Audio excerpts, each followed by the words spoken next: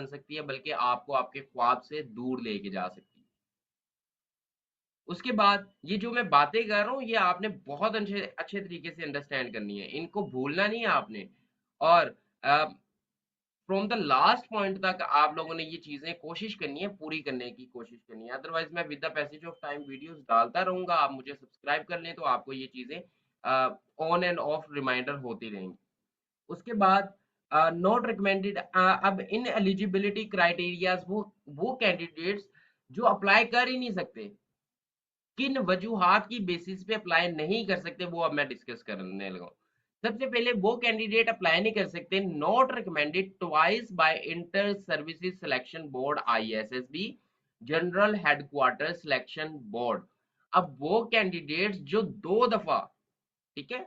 जो दो दफा आईएसएसबी से नॉट रिकमेंड है या जीएचक्यू के सिलेक्शन बोर्ड से नॉट रिकमेंड है, वो बिल्कुल भी एलिजिबल नहीं है, वो इसमें अप्लाई नहीं कर सकते। उसके बाद देखें, declared medically unfit by CMH appeal medical board,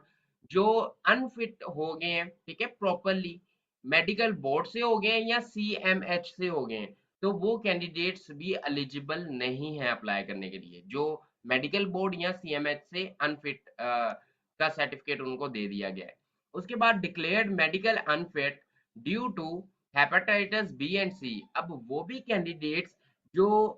hepatitis B and सी की वजह से अनफिट हुए हैं, इवन के वो अपील भी नहीं कर सकते इन चीजों के लिए।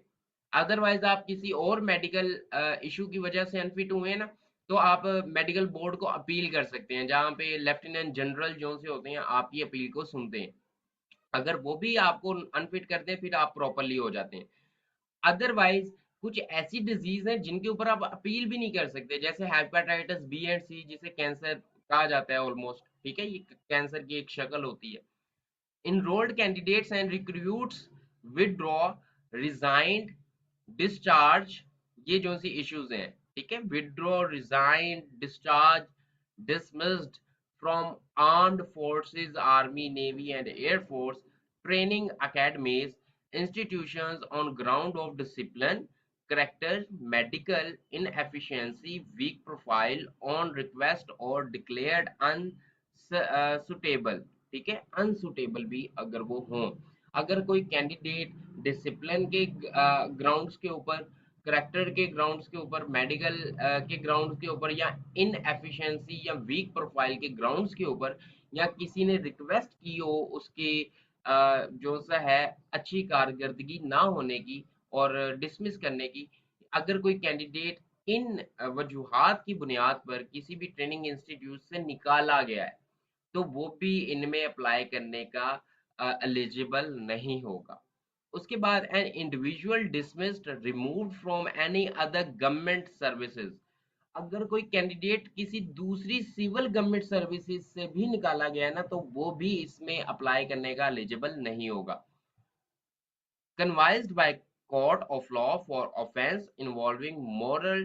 turpitude, ठीक है, टर्पिट्यूड में भी अगर आप किसी भी इनरिस्पॉन्सिबल या इनमोरल एक्टिविटीज में भी आप अगर इन्वॉल्व हैं, अगर आपने किसी का कत्ल किया है या आपके चोरी के मुकदमात हैं आपके ऊपर, और कोर्ट का किसी किस्म का फैसला नहीं आया और आप मुजरिम भी डिक्लेयर्ड हैं, तो आप भी अप्लाई नहीं कर सकते, ठीक है। तो ये क्राइटेरिया, जो कैंडिडेट्स अगर इन क्राइटेरियाज के अंदर आ रहे हैं, तो वो अप्लाई ना करें, उनके अप्लाई करने का कोई मसलन के मकसद नहीं बनता, ठीक है। अप्लाई कर भी दें तो आगे फर्दर वो प्रोसीड ही नहीं होंगे, आपको सिलेक्शन सेंटर से ही वापस भेज दिया जाएगा।